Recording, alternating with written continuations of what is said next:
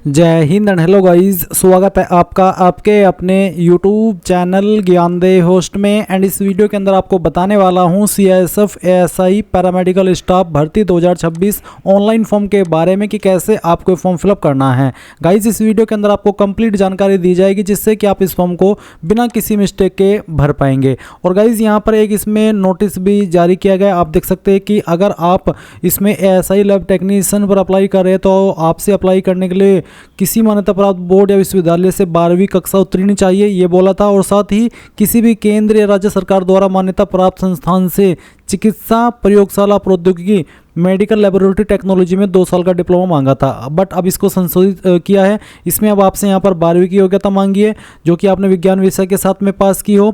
And साथ ही बोला है कि किसी भी केंद्र या राज्य सरकार द्वारा मान्यता प्राप्त मेडिकल लेबोरेटरी टेक्नोलॉजी में 2 साल का डिप्लोमा ये आपसे मांगा है। यानी कि पहले इसमें 12वीं नॉर्मल मांगी थी बट अब यहाँ पर इसमें संशोधन किया है और बोला है कि 12वीं आपकी विज्ञान विषय के साथ में होनी चाहिए। बाकी आपको इस वीडियो के अंदर पूरी जानकारी दी जाएगी कौन लोग इसमें कैसे अप्लाई कर पाएगा एंड प्रोसेस क्या है। और गाइज आप लोग इस फॉर्म को 7 जुलाई 2026 तक भर सकते, तो यानी कि आपके पास ज़्यादा समय बचा नहीं है, कम समय ही बचा हुआ है। क्या पता आप इस वीडियो को किस डेट में वॉच कर रहे हैं, बस आपको देख लेना है कि 7 जुलाई उस डेट से कितना दूर है। तो जितना जल्दी हो सके अप्लाई कर लीजिएगा। अब चलिए शुरू करते हैं और आपको पूरा प्रोसेस बताता हूँ। अगर आपने अभी तक वीडियो को लाइक शेयर नहीं किया हो तो कर दे और चैनल को सब्सक्राइब करके बेल आइकन ऑन कर ले। फिर जो लिंक वीडियो को डिस्क्रिप्शन में दिया मैंने, आप ओपन कर लेंगे। यहाँ पर आपके सामने सभी जानकारी आएगी, जानने को मिलेगा कि इसमें फीस जनरल OBC EWS के लिए 100 है और SC ST and all category female इनके लिए कोई फीस नहीं है।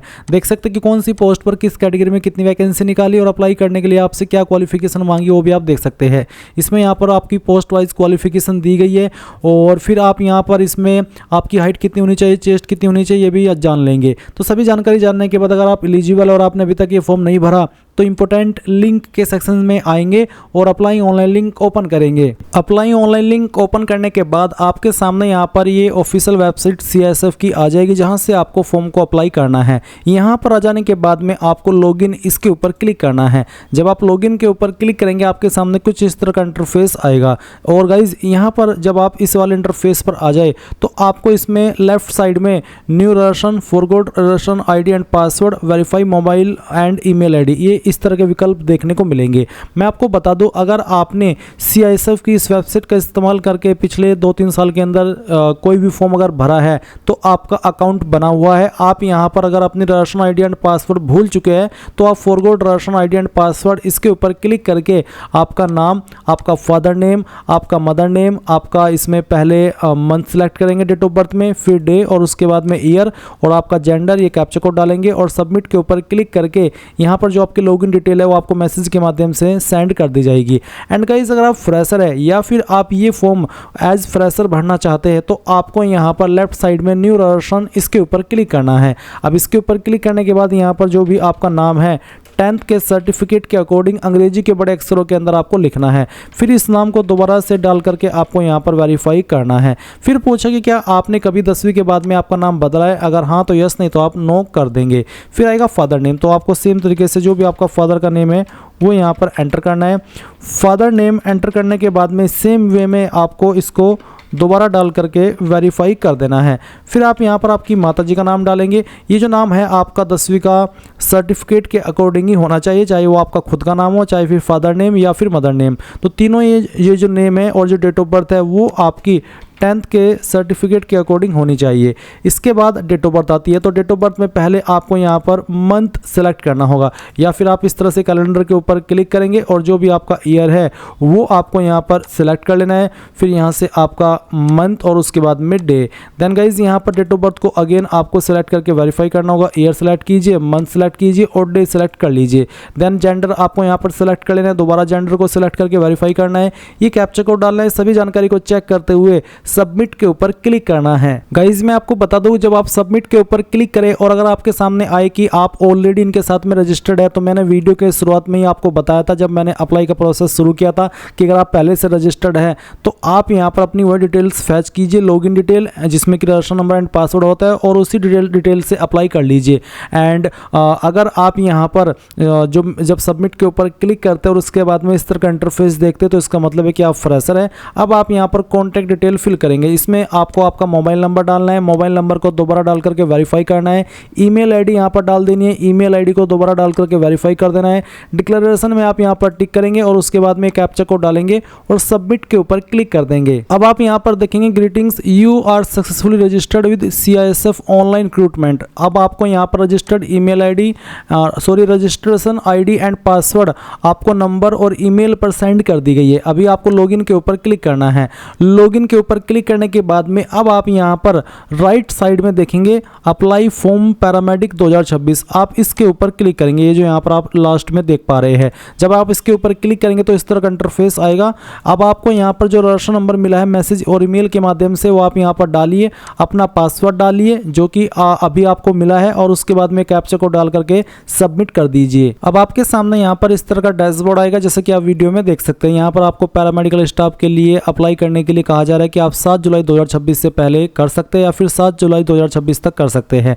अब आपको क्लिक टू अप्लाई यहाँ पर इसके ऊपर क्लिक करना है। इसके ऊपर क्लिक करने के बाद आपको फोटोग्राफ अपलोड करने के इंस्ट्रक्शंस दी है जिसमें कि बोला कि साइज 20 से 50 KB एंड बाकी की चीज़ें भी यहाँ पर दी गई है। और साथ ही कहा है कि application without the date printed on the photograph will be rejected, यानी कि आपको जो फोटो अपलोड करना होगा उसके ऊपर आपको डेट भी लिखनी है। वो कैसे लिखनी होगी आगे आपको इस वीडियो में बता दूंगा। तो आप नीचे की तरफ आइए, यहाँ से कंटिन्यू कर दीजिए। कंटिन्यू करने के बाद में आप name of the post applied for, आप इसमें बताइए कि आपको कौन से पोस्ट पर अप्लाई करना है।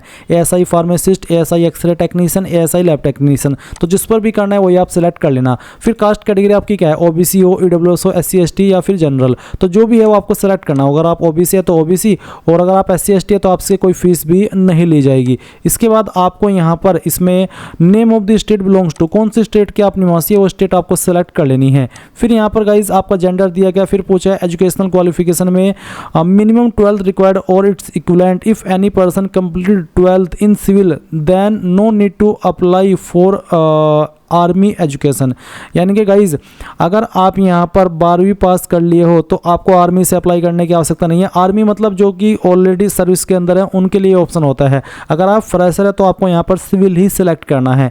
इसके बाद में आप यहाँ पर बताएंगे आपकी क्वालिफिकेशन क्या है, 12वीं, ग्रेजुएशन या फिर पोस्ट ग्रेजुएशन, जो भी है वो आप सिलेक्ट कर लेना। फिर रिलीजन आपका क्या है, रिलीजन आप यहाँ पर सिलेक्ट कर लेंगे। इसमें जो भी आपका रिलीजन है वो आपको सिलेक्ट कर लेना है। फिर 11 पॉइंट आता है कि do you belong to hill area, यानी कि जो हिल एरिया होते हैं पहाड़ी क्षेत्र, क्या आप उनसे बिलोंग करते हैं, अगर हाँ तो यस, नहीं तो नो कर देना है। फिर पूछा कि आप एक सर्विसमैन है, अगर हाँ तो यस, नहीं तो यहाँ पर भी आपको नो करना है। इसके बाद में पूछा कि क्या आप एक CISF पर्सनल यानी कि CISF के अंदर ऑलरेडी काम करते हैं, अगर हाँ तो यस, नहीं तो नो कर देना है। फिर अगला सवाल है कि क्या आप एम्प्लॉई है गवर्नमेंट डिपार्टमेंट के या पब्लिक सेक्टर अंडरटेकिंग या फिर ऑटोनोमस बॉडीज़ के, अगर हाँ तो आप 14 पॉइंट में यस करेंगे, नहीं तो नो ही रहने देंगे। फिर यहाँ पर आपसे विजिबल आइडेंटिफिकेशन मार्क, यानी कि आपकी बॉडी के ऊपर ऐसा निशान जिससे आपकी बॉडी की पहचान होती है, तो आपकी बॉडी के ऊपर जहाँ पर भी ऐसा निशान है, चाहे वो आप जलने का हो, कटने का हो या फिर कोई बर्थ मार्क हो, वो आप यहाँ पर इस तरह से लिख देंगे जैसे कि मैं आपको लिख करके दिखा रहा हूँ। ये जो निशान है ये ऐसा जो कि आप दिखा भी सके। पब्लिक प्राइवेट जगह पर है तो आप मत लिखना। एंड गाइज अगर आपकी बॉडी के ऊपर एक से ज़्यादा मार्क है तो आप दूसरे मार्क के बारे में लिख देंगे, नहीं तो आप यहाँ पर नन लिख सकते हैं या फिर नो मार्क लिख सकते हैं 2 पॉइंट में। अगर 2 मार्क है तो दोनों के बारे में लिख देना। फिर आएगा परमानेंट एड्रेस, तो इसमें परमानेंट एड्रेस में आपको सबसे पहले आपका एड्रेस यहाँ पर भर देना है। फिर आपका पोस्ट क्या लगता है वो लिख देना है। फिर स्टेट कौन सी है वो यहाँ पर आपको सिलेक्ट कर लेनी है। उसके बाद में डिस्ट्रिक्ट आपको यहाँ पर अपनी सिलेक्ट करनी होगी। आपका जो भी पिन कोड है वो भी आपको यहाँ पर डाल देना है। फिर पूछा है कि सेम एज परमानेंट एड्रेस, नीचे 18 पॉइंट में आपको प्रेजेंट एड्रेस देना है। तो बेसिकली अगर आपका परमानेंट एड्रेस और प्रेजेंट एड्रेस एक है तो आप इस बॉक्स को टिक कर दीजिएगा। अगर अलग अलग है तो अनटिक करके अलग से अपना नीचे प्रेजेंट एड्रेस फिल कर देना। इसके बाद नीचे की तरफ आपका नंबर, ईमेल आपको देखने को मिल रहा है। फिर आपको यहाँ पर एक आईडी सेलेक्ट करनी होगी, तो आपको यहाँ पर इनमें से कोई एक आईडी जैसे कि Aadhaar card, driving licence, PAN card, passport, जो भी आप देना चाहते हैं वो आप सिलेक्ट कर ले। जो भी आप सिलेक्ट करते हैं फिर उसी का नंबर आपको 21 पॉइंट में डाल देना है। फिर 22 पॉइंट है कि whether the date printed on the photograph taken, यानी कि जो फोटो आप यहाँ पर अपलोड करेंगे क्या आप उसके ऊपर डेट लिखी है कि किस डेट में मैंने फोटो को लिया है, तो आप इसमें यस कर देना। अगर आपने इसमें नो कर दिया तो गाइज आपका फॉर्म रिजेक्ट हो जाएगा। इसके बाद पूछे कि क्या आप कभी किसी केस में दोषी पाए गए हो, बरी किए गए हो, अगर हाँ तो आप 23 पॉइंट में यस करेंगे, नहीं तो नो ही रहने देना है। क्या आप कभी डिसमिस किए गए हो किसी भी पब्लिक सर्विस कमीशन के द्वारा या स्टेट गवर्नमेंट के द्वारा या सेंट्रल गवर्नमेंट के द्वारा, अगर हाँ तो यस, नहीं तो आपको नो करना है। तो आप इसके बाद देखेंगे और सवाल है कि 24 में आपकी कोई स्पोर्ट्स अचीवमेंट है तो यस करेंगे, नहीं तो आप नो कर देना। या अगर आप यस करते हैं तो 24 पॉइंट में तो आपको यहाँ पर बताना होगा कि आपने किस लेवल का गेम खेला है, टूर्नामेंट का नाम, टूर्नामेंट का पैलेस, कब आपने गेम खेला था और कब तक खेला था, अवार्ड क्या मिला था वो, और ये इन्फॉर्मेशन को ऐड अचीवमेंट के ऊपर क्लिक करके ऐड कर देना होगा। नहीं खेला है आपने कोई भी स्पोर्ट्स तो आप 24 पॉइंट में नो कर दीजिएगा। अब आपको यहाँ पर सेव एंड प्रीव्यू इसके ऊपर क्लिक करना है। इसके बाद गाइज आपने यहाँ पर जो इन्फॉर्मेशन अभी भरी वो सभी आपके सामने होगी, जैसे कि आप वीडियो में देख सकते हैं। आपको यहाँ पर इन सभी को चेक करते हुए यहाँ पर टिक करना है और इसमें फाइनल सबमिशन इसके ऊपर क्लिक करके यहाँ से ओके कर देना है। फिर आप यहाँ पर ओके करेंगे। ओके करने के बाद में आपको इसमें 10th का सर्टिफिकेट अपलोड करना है। फॉर्मेट PDF का रखा है, साइज 1 MB से कम होना चाहिए। अगर अब ये आपका इमेज में है तो आप इसको PDF में कैसे बनाएंगे वो जान लीजिए।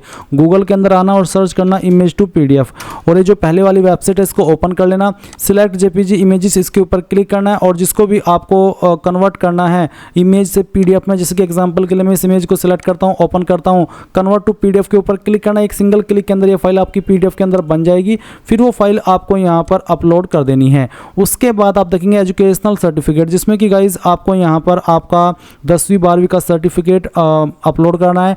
एंड अगर जैसे कि मैंने अभी बताया भी कि इमेज से PDF में बनाना है, अब तो आपको जब आप यहां पर इमेज से PDF में बनाएं तो उन दोनों तीनों इमेज को जो 10वीं 12वीं के आपके सर्टिफिकेट है या मार्कशीट है उन सभी को एक बार में सिलेक्ट कर लेना और फिर सिंगल PDF के अंदर बना करके यहाँ पर अपलोड कर देना। फिर एक technical qualification certificate. Technical qualification certificate से मतलब है कि जो आपका डिप्लोमा है या फिर जो डिग्री है वो आपको यहाँ पर इस वाले सेक्शन में अपलोड करनी है। उसके बाद फोटो बोला है कि duly dated on print photograph taken not more than 3 month old, यानी कि आपको फोटो के ऊपर डेट लिखनी है या फिर नीचे की तरफ कि किस डेट में आपने फोटो को लिया है, और वो जो डेट लिखेंगे वो 3 महीने से पुरानी नहीं होनी चाहिए। मैं तो ये कहूँगा कि जिस दिन आप फॉर्म भर रहे हैं उसी दिन की डेट इस पर डाल दीजिएगा। डेट कैसे डालनी है वो मैं आपको यहाँ पर दिखा देता हूँ। आपको अपने कंप्यूटर से आपका जो भी इमेज है उसको जो पेंट है उसमें ओपन कर लेना है। ओपन करने के बाद में आप इस तरह से DOP लिखेंगे। फिर यहाँ पर गाइज आपको डेट लिख देनी है, जैसे कि मैं आपको यहाँ पर लिख करके दिखाता हूँ। आपको यहाँ पर आपका जो भी इस तरह से जिस डेट भी में भी आप फॉर्म को भर रहे हैं वही डेट आपको यहाँ पर इस तरह से लिख देनी है, बस वो लिखी होनी चाहिए। अगर आप सिंपल डेट भी लिखेंगे तो भी कोई बात नहीं है। अगर आप DOP लिखने के बाद में यानी कि डेट ऑन फोटो लिखने के बाद में इस तरह से डेट लिखेंगे तो भी कोई इसमें प्रॉब्लम नहीं होगी। बस आपको इसमें डेट लिख देनी है इस तरह से, और ये लिखने के बाद में आप इसको सेव कर देंगे और फिर गाइज आप ये जो फाइल है वो यहाँ पर अपलोड करेंगे। चलिए मैं यहाँ पर चूज फाइल इसके ऊपर क्लिक करता हूँ एंड जहाँ पर भी फोटो फाइल है वो मैं यहाँ पर आपको सिलेक्ट करके दिखाता हूँ। मैं ये फाइल सेलेक्ट करता हूँ, ओपन करता हूँ, फिर मैं यहाँ से इसको अपलोड के ऊपर क्लिक करता हूँ। आप देखेंगे फोटो अपलोडेड सक्सेसफुली, और यहाँ पर व्यू फोटो के ऊपर क्लिक करके आप इसको व्यू भी कर सकते हैं। इसके बाद आप सिग्नेचर अपलोड करेंगे। इसका साइज 10 KB से 20 KB के बीच में होना चाहिए। तो ये सभी फाइल आपको यहाँ पर जैसे कि मैंने बताया कि एक एक करके अपलोड कर लेनी है। तो यहाँ पर गाइज मैंने सभी फाइल को अपलोड कर लिया। आप देख सकते हैं कि सभी फाइल यहाँ पर राइट चेक हो चुकी है। अब मैं यहाँ पर सेव एंड कंटिन्यू इसके ऊपर क्लिक करता हूँ और यहाँ से ओके कर देता हूँ। अब अगर आप SC ST हुए या फिर ऑल कैटेगरी फीमेल हुए तो आपके सामने पेमेंट का विकल्प नहीं आएगा, डायरेक्टली आप अपने फॉर्म का फाइनल प्रिंट आउट निकाल लेंगे। बट अगर आप जनरल OBC है तो गाइज आपको यहाँ पर फी पेमेंट करने का ये ऑप्शन मिलेगा। आप प्रोसीड टू पे ₹100 इसके ऊपर क्लिक करेंगे। आपके सामने पेमेंट का जो डैशबोर्ड है वो आएगा। आप अपनी fees SBI net banking, SBI debit card, UPI, other bank net banking, other bank debit card, SBI branch और क्रेडिट कार्ड, यानी कि जिस माध्यम से जमा करना चाहिए कर सकते हैं। अगर आप UPI सेलेक्ट करते तो इस तरह का इंटरफेस आएगा, आप कंफर्म करना और QR कोड को स्कैन करके जैसे आप फीस पे कर देंगे तो आपको कुछ नहीं करना, ऑटोमेटिकली आपको इसी वेबसाइट पर रीडायरेक्ट किया जाएगा जहां से आपने फॉर्म भरना स्टार्ट किया था, और आप अपने फॉर्म का फाइनल प्रिंट आउट ले पाएंगे।